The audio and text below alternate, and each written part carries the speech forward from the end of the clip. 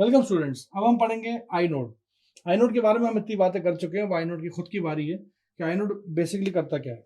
Inode actually क्या होता है कि एक आईनोड जो है उसके अंदर हर एक फाइल जो जिसके अंदर मौजूद है वो किसी एक टेबल से एसोसिएटेड होती है, एक छोटी सी टेबल से एसोसिएटेड होती है।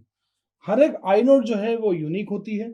आईनोड के अंदर रिकॉर्ड होता है जितने भी एट्रीब्यूट्स होते हैं उस फाइल के, इंक्लूडिंग उसका डेटा कितना है डिस्क के अंदर, वो भी उसके अंदर मेंशन रहता है। आईनोड जो है वो स्टैटिक होती है और डिस्क के अंदर किसी भी तरह के उसमें डायनेमिक नेचर नहीं होता, वो स्टैटिक ही होती है।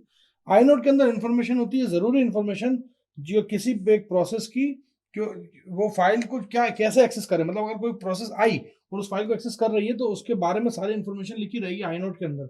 मतलब अगर ये फाइल मान लीजिए उसकी ओनरशिप या उसके एक्सेस राइट या उसके फाइल साइज या उसकी लोकेशन या उसके जो भी लोकेशन पे जो डेटा डाला है वो सारे की सारी आई नोड पर रहेगी। मतलब आपको ताकि कोई भी प्रोसेस इनिशिएट होती है तो सबसे पहले आई नोड से बात करेगी, तब जाके उसको एक्सेस मिलेगा। अब आई नोड के अंदर क्या क्या फील्ड्स होती हैं, क्योंकि मैंने बोला कि भाई अगर आपको डेटा पढ़ना है, फाइल पढ़नी है, तो आपको सबसे पहले किससे बात करनी पड़ेगी, आई नोड से। तो अब आई नोड से बात करनी है तो आई नोड के पास क्या क्या होना चाहिए। सबसे पहली बात होती है file ownership identifier. File ownership जो है बेसिकली दो पार्ट्स में डिवाइड है। इसको अगर नॉर्मली देखा जाए तो एक इंडिविजुअल ओनर और एक ग्रुप ओनर। मतलब उस फाइल का ओनर जो है वो एक है या फिर उसकी ओनरशिप और भी लोगों के पास है। तो ये और भी लोगों के पास है का मतलब ये होता है कि कुछ सेट ऑफ यूजर्स हैं जिनको आपने एक्सेस दे रखा है। मतलब जो भी उसका सुपरवाइजर होगा वो दे रखेगा, या सुपर यूजर जो होता है वो एक्सेस दे रखता है कि भाई इस फाइल को आप 5 लोग एक्सेस कर लेना। तो ये 5 लोगों का ग्रुप हो गया, तो ये ग्रुप ओनर हो गया। और अगर वो सुपर यूजर कहता नहीं कोई एक्सेस नहीं करेगा, सिर्फ मैं करूंगा, तो वो सिंगल इंडिविजुअल ओनर हुआ। उसके बाद आता है कि फाइल का टाइप कई तरह से हो सकता है। फाइल कोई रेगुलर डायरेक्टरी भी हो सकती है, कोई स्पेशल कैरेक्टर्स भी हो सकता है, कोई ब्लॉक स्पेशल भी हो सकता है, और कोई फीफो पाइप्स भी हो सकते हैं। फीफो पाइप्स का मतलब होता है first in first out pipe, मतलब जो अंदर पहले आएगा वही पहले बाहर जाएगा।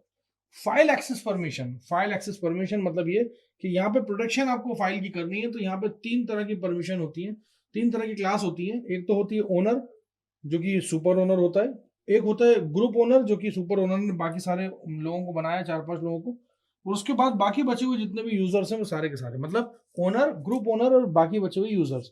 तो इनके अंदर क्या होता है कि हर एक क्लास के अंदर रीड, राइट और एग्जीक्यूट की परमिशन इंडिविजुअली सेट की जाती है। कि मान लीजिए मैंने अगर ग्रुप ओनर है तो ओनर को तो खैर सारी परमिशन होगी, लेकिन जो ग्रुप ओनर है उनको सिर्फ रीड की परमिशन है और राइट की परमिशन है। तो मैं ना उसमें लिख दूंगा, और अगर जो भी आपके दूसरे बचे हुए तमाम यूजर हैं उनके लिए बोल दिया रीड की परमिशन है सिर्फ। तो एक बार ये तय कर दिया आपने फाइल एक्सेस का, तो आई नोट पे तय हो जाता है। उसके बाद है file access time. File access time का मतलब ये होता है कि ये बताता है कि फाइल को कितनी दफा मॉडिफाई किया गया, लास्ट कब मॉडिफाई किया गया, और ये इन्फॉर्मेशन भी आई नोट अपने पास रखता है कि इस फाइल को किसने लास्ट मॉडिफाई किया था और कितना किया था, क्या किया था, सब लिख जाता है।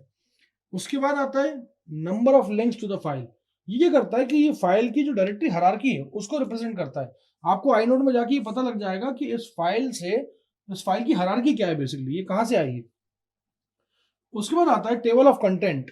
जो टेबल ऑफ कंटेंट होता है जो कि डिस्क एड्रेस का होता है, वो डेटा का फाइल का जो भी होता है वो आपका आई नोड के अंदर ही मेंटेन रहता है। मतलब ये कि आपकी कोई एक डेटा है किसी एक फाइल के अंदर, वो डिस्क पे क्या एड्रेस रख रही है। मतलब क्योंकि डिस्क में क्या है कि डिस्क में आपको कभी भी पूरा पूरा ब्लॉक नहीं मिल जाता, तो वो हमेशा कंटिन्यूस ब्लॉक तो मिलता नहीं है कि आपने मांगा सब 10 KB तो आपको 10 KB इकट्ठा मिल गया, या आपने मांगा 10 GB तो 10 GB इकट्ठा मिल गया, इतना तो होता नहीं है साइज। तो वो क्या होता है कंटिन्यूस मेमोरी एलोकेशन के अंदर जाके अलग अलग जगह पे जाके उसको रख दिया जाता है और वो एड्रेस को याद रखा जाता है। मतलब जैसे कि मैं हूँ, मेरी फैमिली में बहुत सारे लोग हैं, वो एक घर में एकोमोडेट नहीं हो पा रहे और एक घर के लिए हमें प्लॉट साइज भी मिल नहीं पा रहा, तो हमने क्या करा कि उसी मोहल्ले में, उसी कॉलोनी में अलग अलग बिल्डिंग्स के अंदर अलग अलग फ्लैट्स ले लिए, और सबको एक दूसरे का पता मालूम है कि कौन कहाँ कौन सा व्यक्ति रह रहा है। ये कुल कुछ उसी टाइप का है।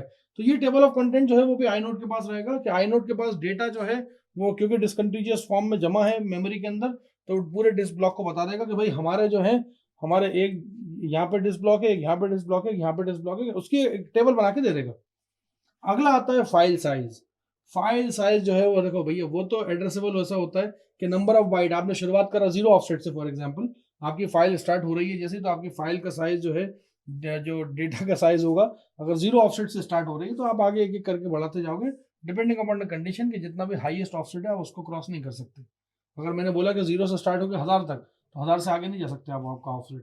तो ये कुछ बातें थी जो आइनोड अपने अंदर समा के रखता है, और आइनोड के ज़रिए ही हम ये जो अभी हमने लास्ट वीडियोज़ में देखे, जो लिनक्स के जितने आपने फाइल सिस्टम देखे, जो अभी लिनक्स के जो फाइल सिस्टम जो तरह-तरह के होते हैं, लिनक्स वर्चुअल फाइल सिस्टम भी, लिनक्स प्रॉक भी, ये आइनोड का इस्तेमाल करते हैं और आइनोड के अंदर ये तमाम चीज़ें रहती हैं। Thank you so much.